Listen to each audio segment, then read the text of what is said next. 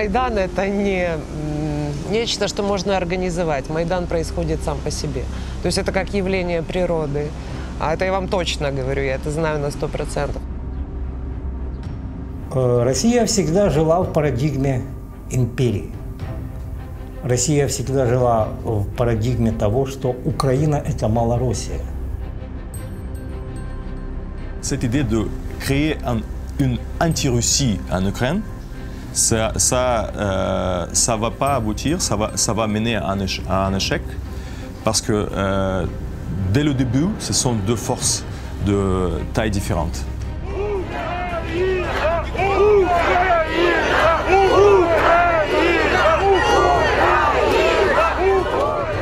Після анексії Криму я чітко вирішив, що, і думаю, всі це розуміли, що потрібно ці території відвоювати. На той час ми ще не знали, що будуть захоплювати ще Донецьк. C'est vrai que ce rapt, ou bien cette guerre, ce conflit militaire, finalement, il va déchirer l'Ukraine.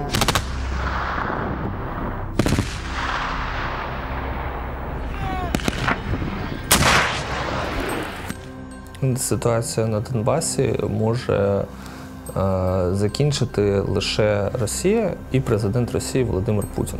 Мирним шляхом. Достатньо вивести війська свої з Криму и достаточно вывести свои войска с Донбасса. Я очень надеюсь, что когда-то наши народы все-таки опять будут общаться и не будут считать друг друга врагами. Я понимаю, что пройдет очень много времени, но когда-то это наступит.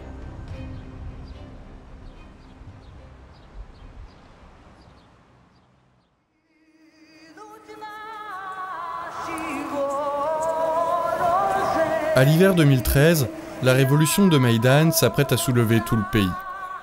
À partir du 21 novembre, des étudiants pro-européens commencent à se réunir au cœur de la capitale, sur la place de l'Indépendance, aussi appelée place Maïdan. Armé de ses appareils photo, Igor couvre l'événement. Лозунги их были весьма простые, где-то, может быть, даже по-детски наивны, с учетом их возраста. Единственное, что уже тогда меня несколько смутило, это происходило под лозунгом «вне политики». До цього влада Януковича зробила вже дуже багато злочинів, які не викликали резонансу в суспільстві. Тобто були прийняті, продлили російську військову базу в Криму на 25 років. Фактично видали закон про знищення української мови, коли було прийнято закон про російську мову як дуже важливу для внутрішнього спілкування. На все це суспільство не відреагувало. І влада Януковича, судячи з усього, розслабилась і прийшла до думки, що тепер можна робити все, що завгодно, і суспільство нічого не зробить.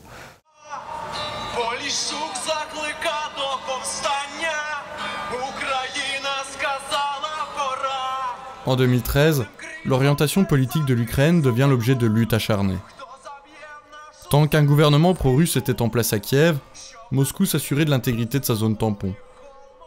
Mais Yanukovych, le président ukrainien, joue sur deux tableaux en promettant de s'engager avec l'Union européenne, tout en essayant de ne pas décevoir Moscou.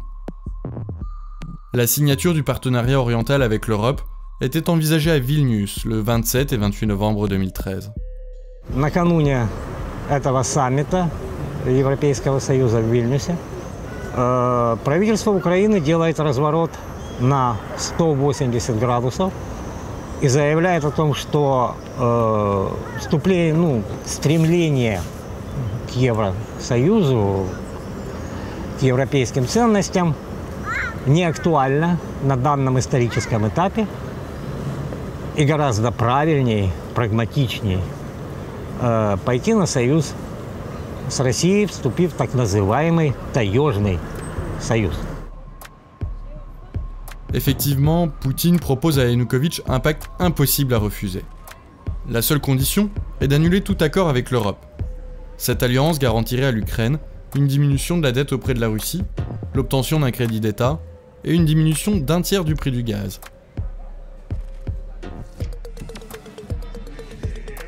La nuit du 30 novembre, la répression policière est d'une extrême violence contre les étudiants.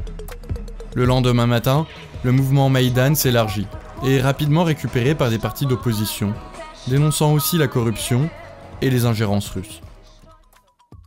И вот события, произошедшие ночью 30 ноября на 1 декабря 2013 года, это первое звено, в котором нарушена, на мой взгляд, логическая цепочка. На следующий день, после того, как избили студентов, я присоединилась сперва в качестве охраны, потому что у меня 5-й дан айкидо, и я совсем чуть-чуть я соображаю в охране.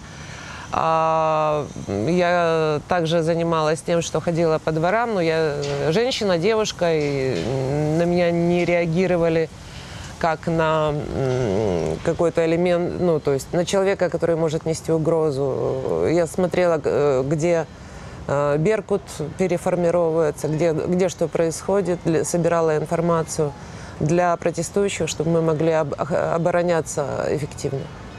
Я був, Майдан головний був в столиці країни, але майже в кожному місті України, великому чи маленькому, був свій Майдан. Я тоді жив у Запоріжжі, в Київ я декілька разів на Майдан приїжджав, але зазвичай ми збиралися у Запоріжжі, збиралися щовихідних постійно, місяцями. Запоріжжя і було, і залишається досить таким проросійським, можна сказати, містом. Там було багато прихильників Януковича, прихильників Путіна, прихильників Росії. Зараз, звичайно, їх набагато менше. À ce moment, les europhiles ne font pas l'unanimité dans ce pays clivé. Cette fracture géographique, partagée entre l'ouest ukrainophone et l'est russophone, est aussi générationnelle, divisée entre les nostalgiques de l'Union soviétique et les jeunes générations nées dans une Ukraine indépendante. Pour comprendre l'origine des conflits qui déchirent l'Ukraine, tant intérieurement que sur le plan international, il faut remonter dans le temps, à l'époque de l'Homo soviéticus, une époque où la structure sociologique de la société était basée sur le bien commun et l'effort collectif.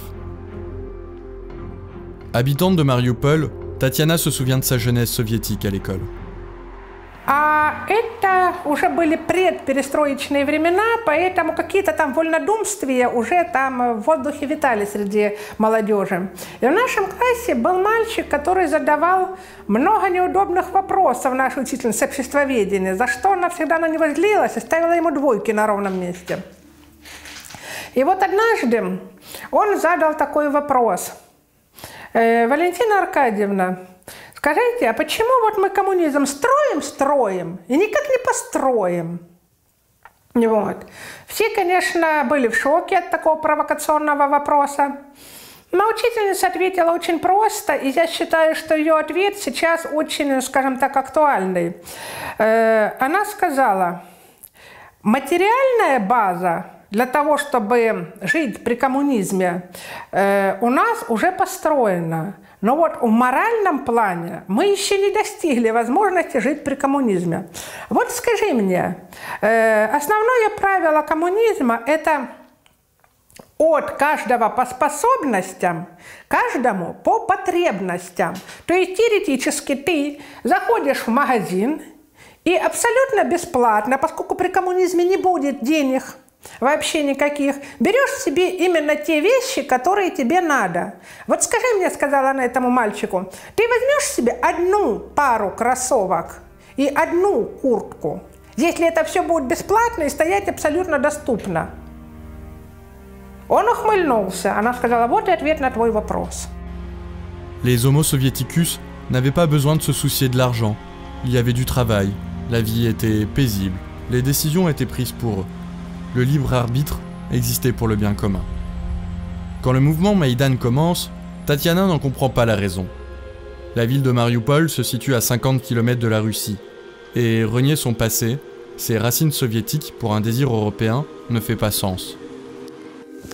У цих людей, яким зараз за 60, у них там залишилась молодість в Радянському Союзі, там залишилось перше кохання, там залишились якісь надії, там залишились якісь мрії.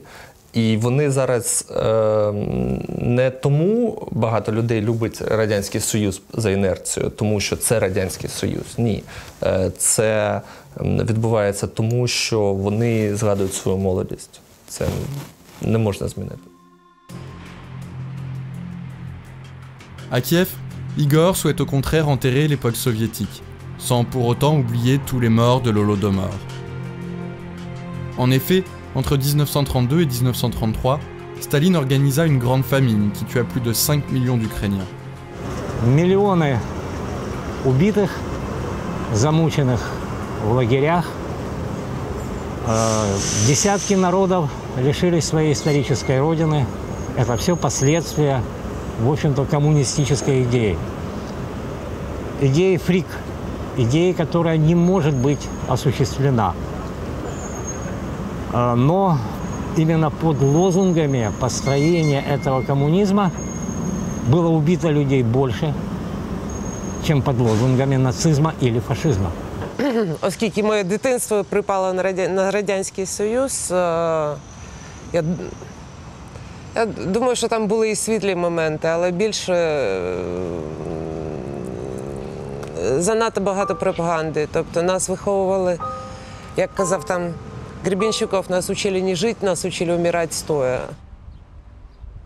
L'effondrement de l'URSS s'est passé pacifiquement, et l'Ukraine est rentrée sur le chemin de l'indépendance le 24 août 1991.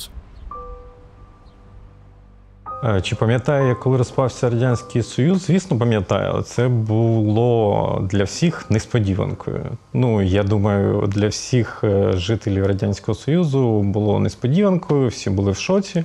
І спочатку не розуміли, що робити, потім відчули такий, знаєте, дух свободи і почали робити різні речі і не зовсім законні.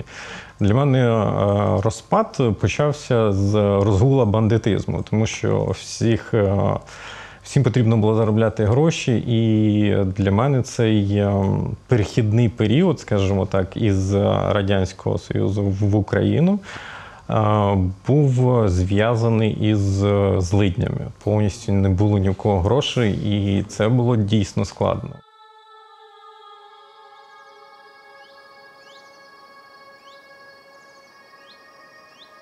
Les années post-perestroïka sont des années noires. L'Ukraine a été rongée par la mafia et la corruption. Avant la révolution de Maïdan, les Ukrainiens europhiles n'en étaient pourtant pas à leur coup d'essai. Le trucage des votes lors de l'élection présidentielle de 2004, qui oppose Yushchenko et Yanukovych, conduit à une révolution de couleur. Pendant plus de 2 semaines, quelques 500 000 personnes défilent dans la rue, exigeant de nouvelles élections. Для мене це було незрозуміло. На той час я був поза політикою, як і більшість, мабуть, громадян. Зараз трошки відсоток змінився, але для мене це було здивування. Ну, насамперед, це було здивування, чому люди зібралися, чому вони разом, чому вони скандують. Але це було круто, тому що я розумів, що людей якась принципова позиція, вони її відстоюють. І тим паче відстоюють непогано. Нічого там не грабують, нічого не б'ють. Это был первый Майдан. В общем-то, основная ошибка, на мой взгляд, того Майдана, что силы, которые привели к власти Ющенко, они самоуспокоились. Они решили, что сделано достаточно, а дальше все пойдет своим ходом, своим путем. Еще раз повторю, я не стал бы называть события 2004 года именно революционными. Хотя они и приход к власти Ющенко, они уже тогда заложили первые кирпичи в настоящую независимость Украины. À l'issue d'un nouveau second tour, Yushchenko remporte les élections. Ces événements marquent les prémices d'une Ukraine se tournant vers l'Union européenne. Pourtant, pendant son mandat, Yushchenko n'arrive pas à résoudre les problèmes économiques et sociaux de son pays. il est battu dès le premier tour par Yanukovych en 2010.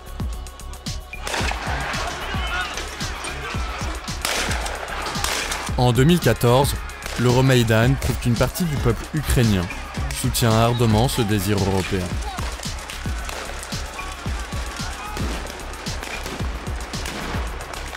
En janvier et février, Yanukovych prend la décision d'envoyer ses forces de police spécialisées. Les plus présentes sont les Беркут.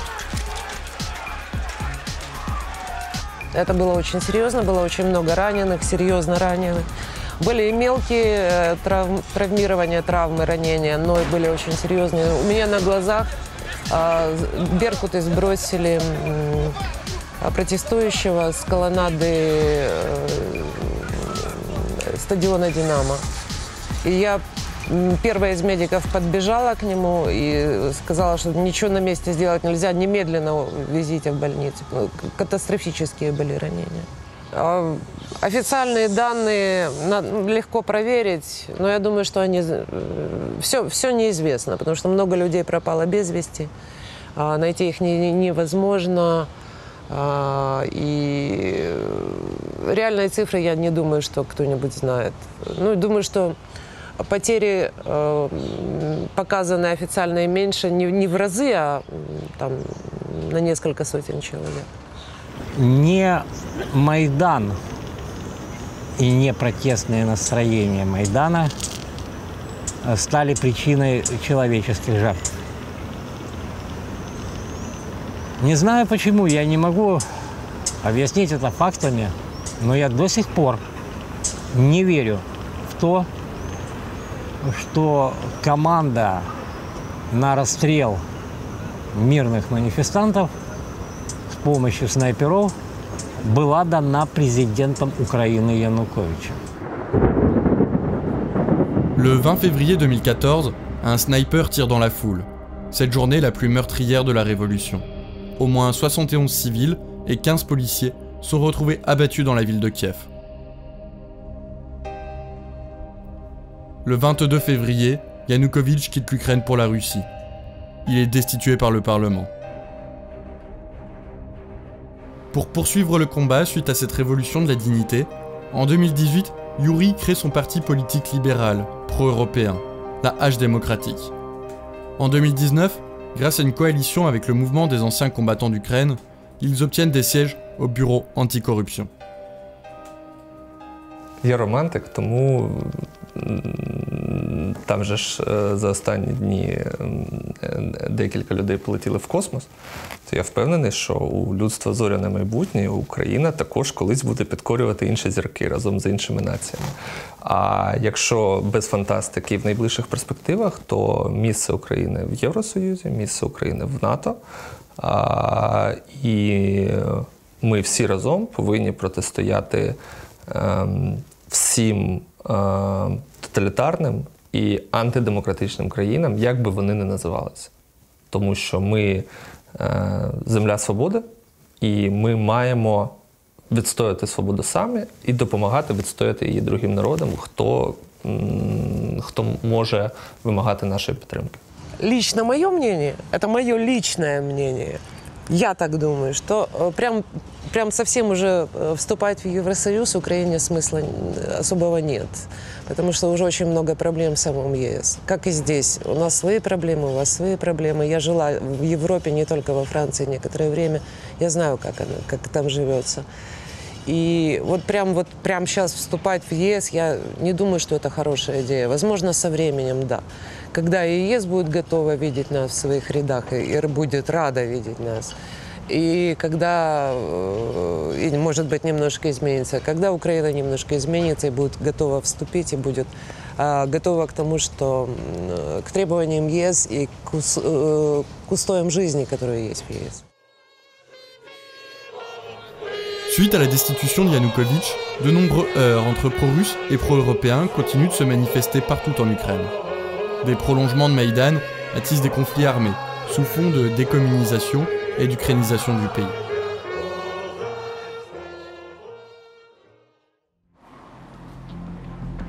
Le 2 mai 2014 à Odessa, ville russophone, des pro-ukrainiens se regroupent pour détruire le campement de manifestants pro-russes devant la maison des syndicats.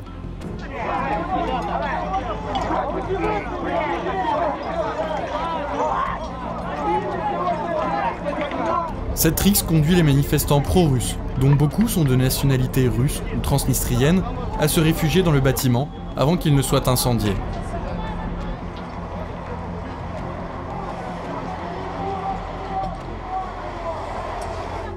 Le bilan est lourd, au moins 43 morts et plus de 173 blessés. Коли частина партій спеціально підіймала це питання, яке насправді не турбувало людей, воно його піднімало на прапори і почало кричати, що ми захистимо російську мову. В той же час їхні опоненти починали кричати, ми захистимо українську мову. Починався конфлікт, народ починав якісь внутрішні конфлікти, внутрішні розбірки. Після цього зараз. А именно правильный литературный язык. Я на нем говорю очень свободно, я хорошо понимаю. Вот, но опять-таки я не говорю принципиально.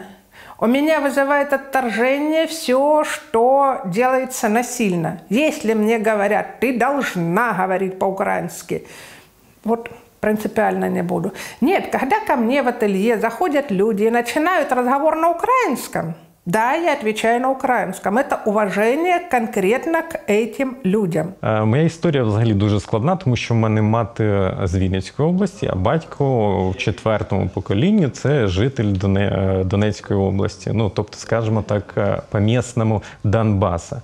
Ось. І я спілкуюсь вільно як російською, так і українською. У мене ніколи не було якихось там протиріч, або я буду спілкуватися тільки українською, або тільки російською. Я чудово любив дві мови. Але після 2014 року у мене склалася така ситуація, що не тільки в мене, а й всій країні, що нам нагадали, хто ми, і нагадали, що потрібно знати свою мову і любити свою мову через війну. Ну, я думаю, що це погано, і я, звісно, виїхав звідти, і в 2016 році я прийняв принципове рішення, що я буду спілкуватися тільки українською, тобто своєю рідною мовою. Ces conflits linguistiques et identitaires ont touché presque toutes les anciennes républiques soviétiques, pour la plupart au moment de la chute de l'URSS. La Moldavie a vécu cette situation dans les années 90 entre la langue russe et la langue moldave, proche du roumain.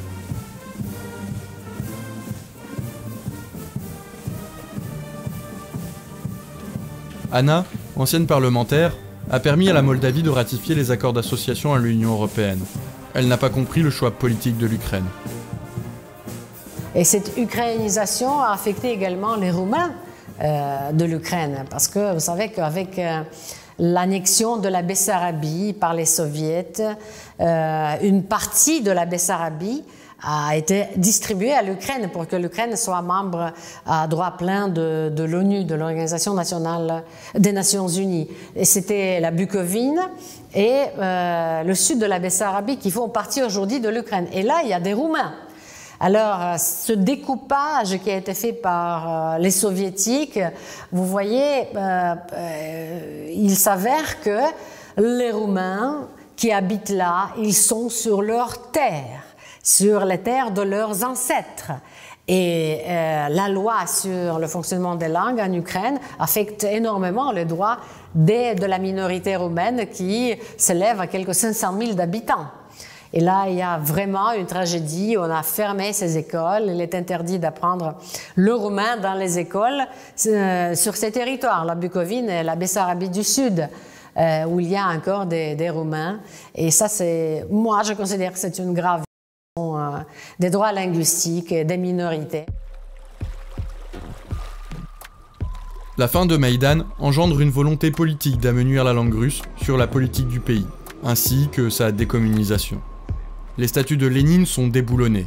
À Dnipro, la place Lénine est renommée la place des héros de l'indépendance.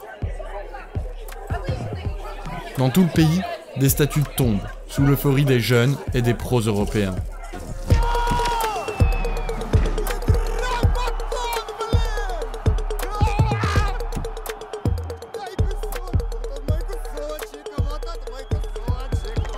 Je pense que cette idée de créer une anti-Russie en Ukraine, ça va pas aboutir, ça va mener à un échec, parce que dès le début, ce sont deux forces de taille différente.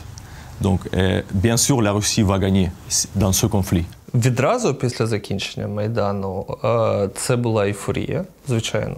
Ми перемогли, ми не думали, що ми переможемо насправді. Ми думали, що ми б'ємося скоріше за те, щоб красиво програти, а виявилось, що ми були за крок до перемоги і перемогли. А після цього почалася російська агресія, і все, що і я відчував, і все, що відчували мої друзі, це бажання зупинити Путіна. La dépendance énergétique de l'Ukraine vis-à-vis de la Russie permettait au Kremlin de tolérer sa posture de neutralité. Mais une fois Yanukovych parti, et devant cette Ukraine désireuse de rejoindre l'Union européenne et l'OTAN, Vladimir Poutine semble n'avoir qu'une seule porte de sortie pour conserver l'accès à son seul port en eau chaude. En Crimée se trouve le port militaire russe de Sébastopol. Depuis la chute de l'Union soviétique, la Russie peut s'y maintenir grâce à un rabais accordé sur le gaz et de la signature d'un bail que Yanukovych a prolongé jusqu'en 2042. Le 28 février 2014, des soldats ne portant aucune insigne prennent les aéroports de Simferopol et de Sébastopol. Ils sont soupçonnés d'être russes. Poutine dément. Des milliers de soldats russes s'amassent pourtant à la frontière, jusqu'à ce que le premier ministre de la Crimée demande à la Russie d'intervenir militairement. Il y avait déjà un conflit en Crimée dans les années 90. La Crimée a été en vérité la république autonome au sein de l'Ukraine. Elle avait son statut, elle avait son presque constitution, son parlement. Donc la question de Crimée a surgi la première fois dans les années 90 en même temps avec la Transnistrie. Mais les Ukrainiens à cette époque-là étaient très astucieux et très, disons, politiquement mûrs pour gérer le conflit sans vraie guerre. Dans les années 2010, ils étaient déjà plus ambitieux, les Ukrainiens. Ils étaient déjà plus énergiques au niveau du nationalisme, donc ils n'avaient pas cet esprit de compromis. Donc ils ne pouvaient pas convaincre les gens de Crimée de rester en Украине. Россия эту ситуацию в Крыму и на Донбассе готовила очень давно. Еще лет 20 назад, приезжая в Крым к друзьям там отдыхать, они мне рассказывали, что вот, наверное, будем подаваться на российское гражданство, на паспорта. Я говорил, подожди, это же незаконно, зачем тебе русский паспорт? Ну, пусть будет. И вообще, Севастополь – русский город. Я в смысле русский город. Какая тебе разница? Ну, не знаю, мне кажется, что так будет лучше. То есть они даже сами не могли сформулировать, почему так. Environ 60% de la population de Crimée est ethniquement russe. Et les troupes, sous les ordres du Kremlin, n'ont fait qu'enfoncer une porte ouverte. La Crimée a fait partie de la Russie pendant 2 siècles, avant d'être transférée à la République soviétique d'Ukraine, en 1954, par le président d'alors, Nikita Khrouchtchev, à une époque où l'on croyait l'Union soviétique immortelle et la Crimée perpétuellement sous le contrôle de Moscou. Un référendum considéré illégal par l'ONU, portant sur le rattachement de la Crimée à la Russie, est organisé. Le 17 mai 2014, le oui l'emporte à plus de 96%, et Poutine annexe la Crimée en quelques semaines, sans blessés ni coup de feu. Дорогие друзья, приветствую вас с этим знаменательным днем и поздравляю!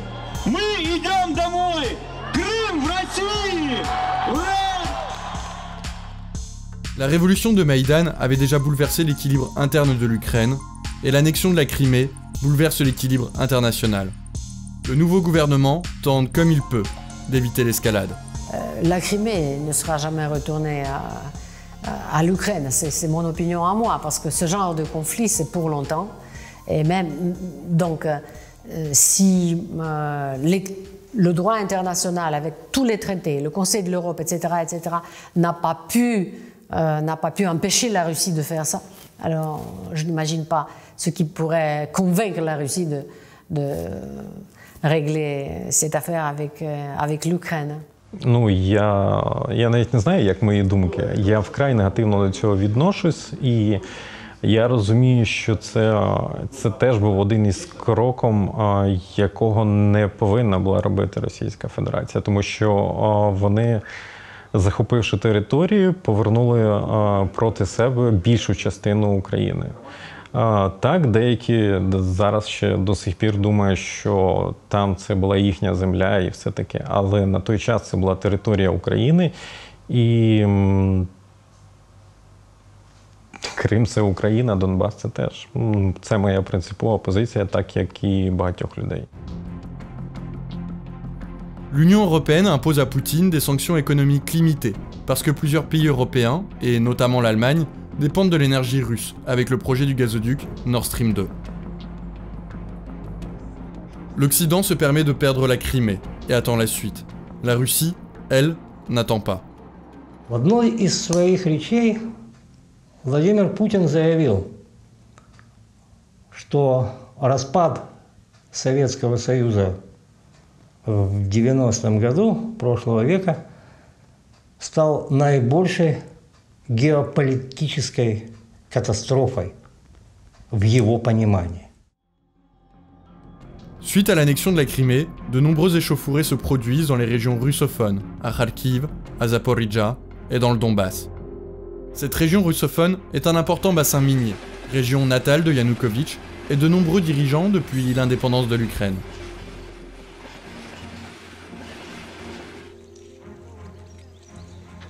À Donetsk et Lugansk, les manifestants se transforment en milices voulant rejoindre la Russie, comme vient de le faire la Crimée.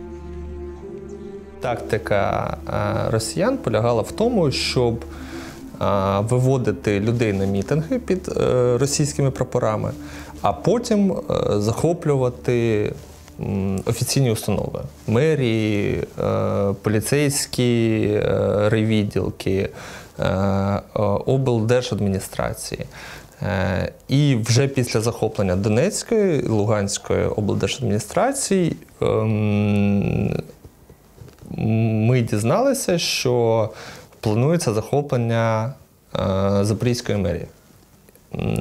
І тоді там дійсно зібрався проросійський мітинг, їх там було близько 1000 людей, і одночасно зібралося 5000 людей проукраїнських в іншій точці.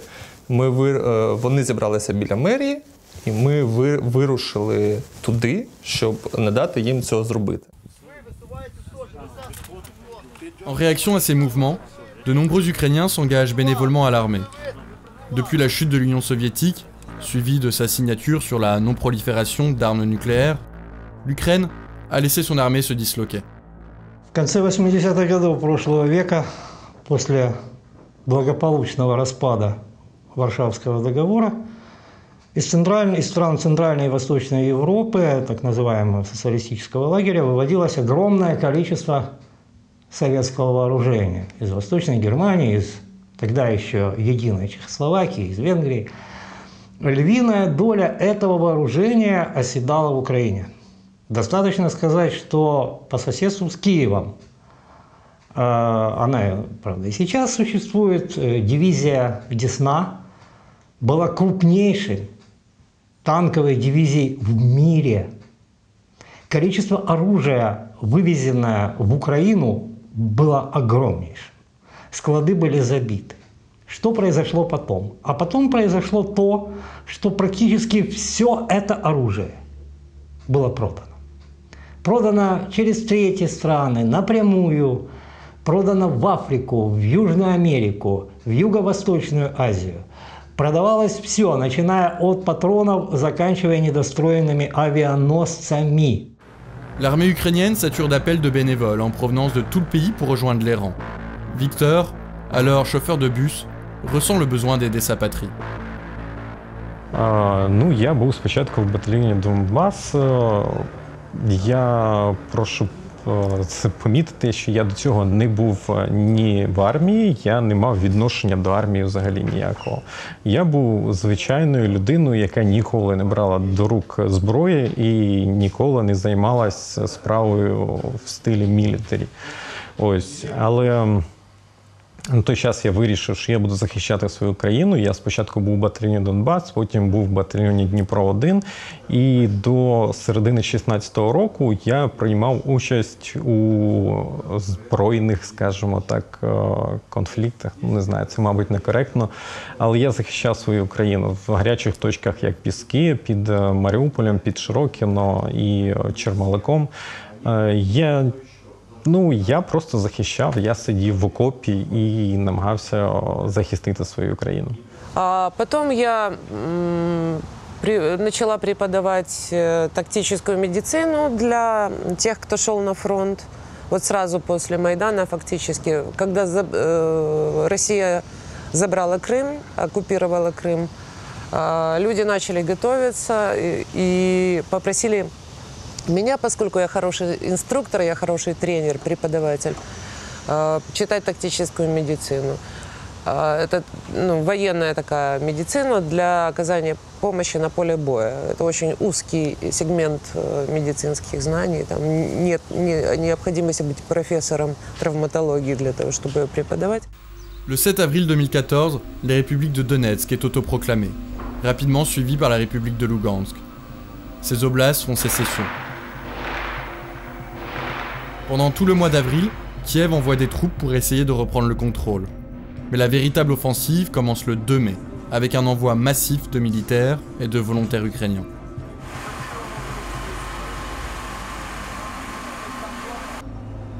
Igor, originaire de Donetsk, a rejoint comme photographe la 93e brigade mécanisée et le 5e bataillon du front ukrainien des volontaires secteur droit. Il a rencontré ce qu'on appelle les séparatistes pro-russes. Я лично общался всего несколько раз с такими, попавшими в плен. Но их было очень много. На первых порах было очень много людей, приезжавших с искренним желанием бить эту украинскую фашистскую хунту. Их настолько одурманила российская пропаганда, что они реально поверили в ее существование, не понимая того, что они, по сути, являються самими обикновенними терористами. Їх можна було дійсно називати сепаратистами, тому що це були люди, які були впевнені, що треба відірвати цю частину, приєднати її до Росії. І вони йшли воювати з нами з ідеологічних міркувань, то зараз це для них робота, в якій вони виконують накази безпосередньо російських військових. Це немає вже сепаратистів, є російський окупаційний корпус.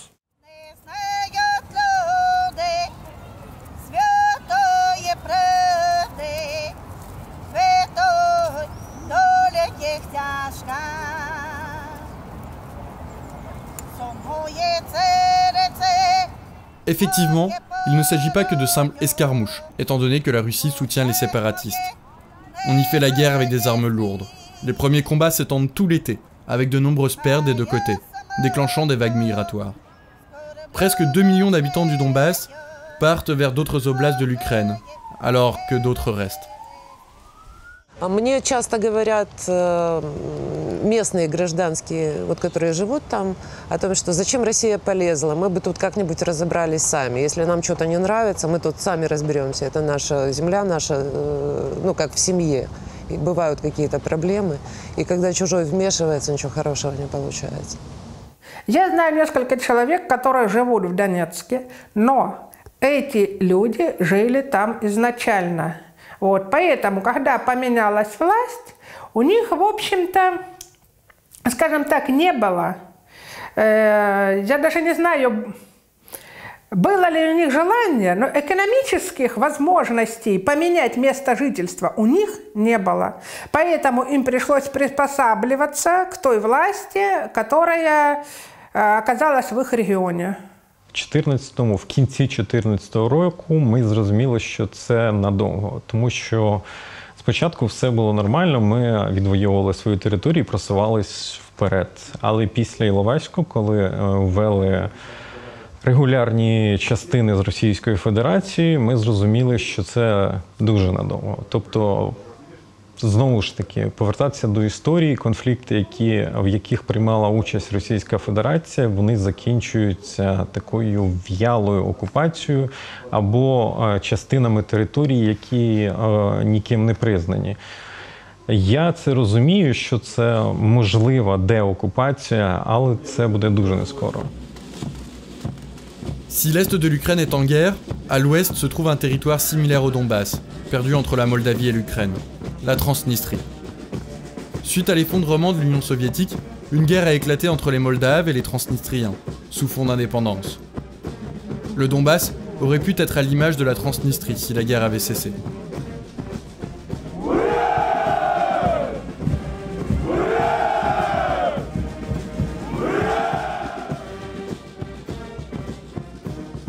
Bien que transnistrien, Dmitri a été diplomate pour la Russie en Afrique. Il a même parfois été le traducteur du ministre des Affaires étrangères, Sergueï Lavrov. Son père et son frère sont partis à la guerre du Dniestre en 1992. La guerre à Donbass, je l'entends très bien, parce que c'était presque la même chose en Transnistrie il y a 30 ans, en 1992. C'était les gens qui étaient assez forts, qui avaient la volonté de ne pas se soumettre, de prendre les armes et de se protéger. Sauf une différence, qu'il n'y a pas de fleuve qui sépare l'Ukraine de Donbass. Moi, j'ai vécu à Tiraspol 2 ans, car j'ai travaillé à l'université et à l'école à Tiraspol. Je connais bien cette zone et comment on se sent là. C'était une zone complètement russifiée, complètement soviétique. Et c'était très facile de faire une guerre en 1992, après la déclaration d'indépendance, avec tout un arsenal qui était là, les officiers et les soldats soviétiques qui étaient là, les Kazakhs russes qui étaient venus appuyer l'armée soviétique, et des Ukrainiens d'ailleurs, qui étaient venus donner un coup de pouce à ce conflit qui a éclaté à cause de la proclamation de l'indépendance de la République de Moldavie, parce que ils se sont dit « Ah bon, la République de Moldavie veut s'unifier avec la Roumanie et nous sommes contre l'unification de la République de Moldavie avec la Roumanie. » Quelques milliers de personnes sont décédées et la Transnistrie a obtenu une forme d'indépendance et un statu quo a été trouvé. Les frontières sont depuis gardées par 500 militaires russes qui servent de pacificateurs suite à la signature d'un traité en 1992. Oui, le début de la Transnistrie était caractérisé par le patriotisme, surtout. Donc les enfants, nous étions les enfants, donc c'était aussi, donc on avait cette idée d'avoir notre État, surtout le droit de parler la langue que tu parles depuis ton enfance, et surtout garantir la protection de tes droits, parce que oui, la politique nationaliste de Moldavie, au début, c'était la direction vers la Roumanie, et la langue a changé le nom pour la langue roumaine, le drapeau a été changé, donc c'était un peu, pour nous, on sentait les gens de seconde classe. La Transnistrie a réussi, durant les 30 ans de son existence, à construire un État, avec tous les symboles d'un État, c'est-à-dire les institutions coercitives, système judiciaire, monnaie nationale, passeport, carte d'identité et tout ça. Et donc ils ont créé une identité transnistrienne institutionnelle. La Transnistrie s'est organisée. En 30 ans, le pays a réussi à créer un gouvernement, une constitution et à organiser des élections pour élire son président. Du point de vue moldave, il s'agit de séparatisme, et du point de vue transnistrien, ce sont les Moldaves les séparatistes. Malgré l'organisation éclair du pays, son statut n'est pas réglé. Le retrait des forces militaires russes traîne, et ce conflit gelé se vit comme un état d'attente, sans perspective. Il faut changer, il faut dénoncer le traité, il faut annuler le traité de 1992 entre Eltsine et Snegur, selon lequel les forces pacificatrices sont exclusivement les militaires russes. Il faut assurer la paix dans la région par les troupes pacificatrices, par une mission civile pacificatrice de l'Organisation des Nations Unies. je crois que c'est la solution et cette solution est prônée également par certains politiciens, mais elle n'est pas suffisamment internationalisée ni par les officialités de la République de Moldavie, ni par la Russie, parce que la Russie, elle veut quand même garder le status quo. Elle ne veut pas de guerre dans la région, parce que la Russie ne va pas supporter les dépenses de deux conflits armés, l'un dans l'est de l'Ukraine et l'autre sur le territoire donc à côté de la frontière contrôlée de la République de Moldavie. Elle ne veut pas ça. Elle veut garder le status quo. Mais à l'est de l'Ukraine, Poutine aimerait bien relier son territoire à la Crimée par la terre en annexant toute la bande de la mer d'Azov et la stratégique ville portuaire de Mariupol. Un groupuscule pro-russe tente de prendre le pouvoir.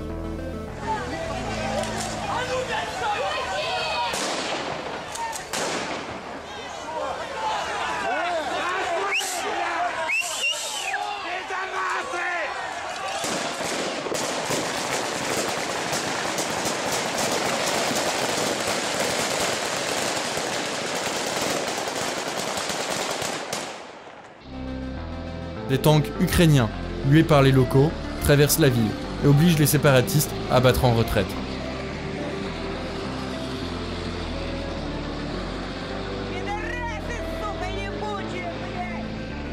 En 2015, une fois la guerre du Donbass bien installée, les séparatistes essayent une nouvelle fois de prendre Mariupol.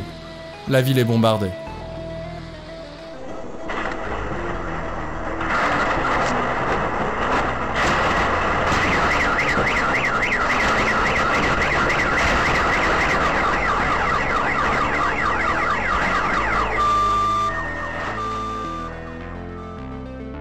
Я помню самый первый день, когда это впервые произошло, когда впервые стреляли.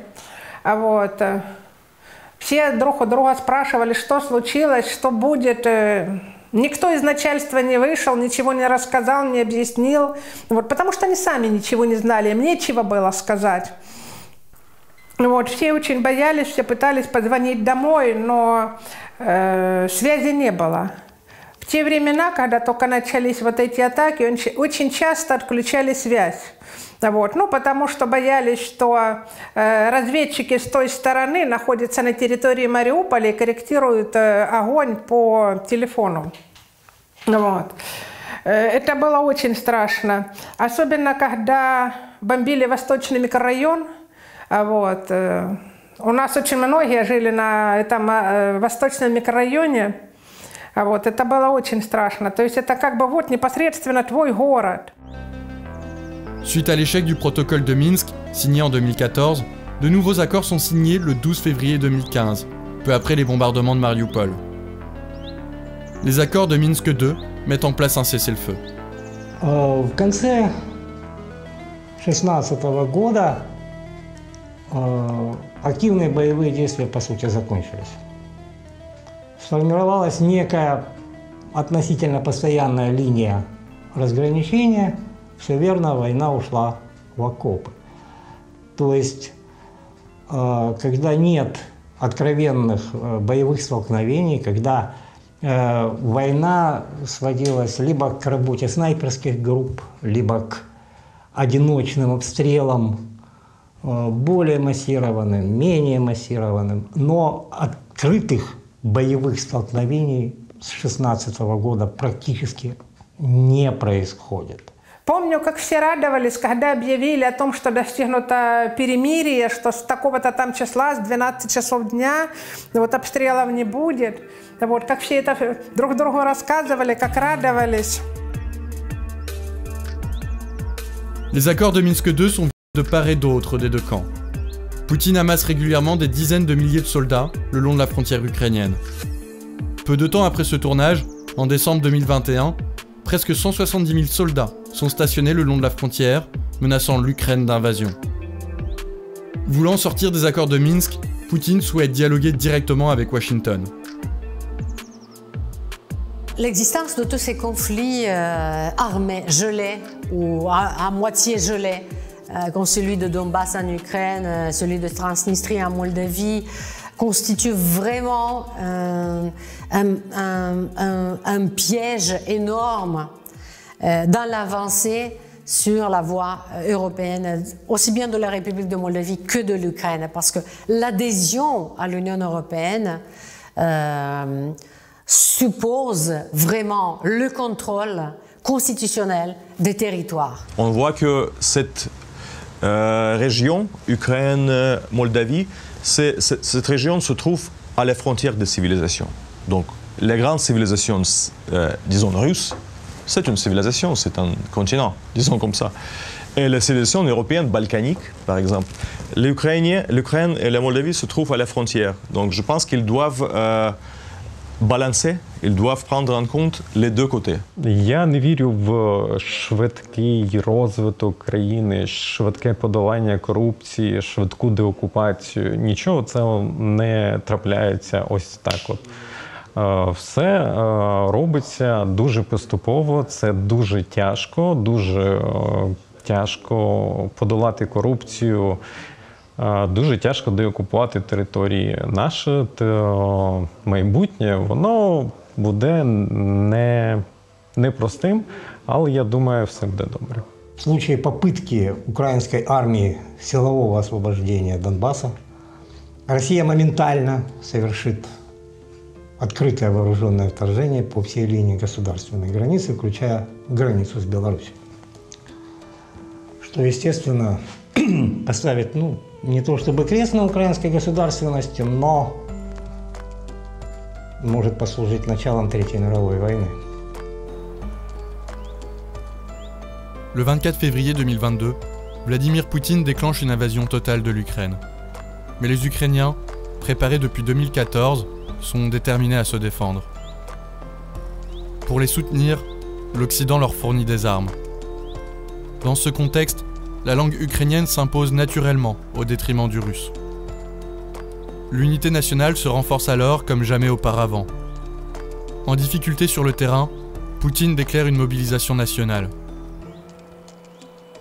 Le 30 septembre 2022, il annexe 4 oblasts à l'est de l'Ukraine. La menace nucléaire devient omniprésente.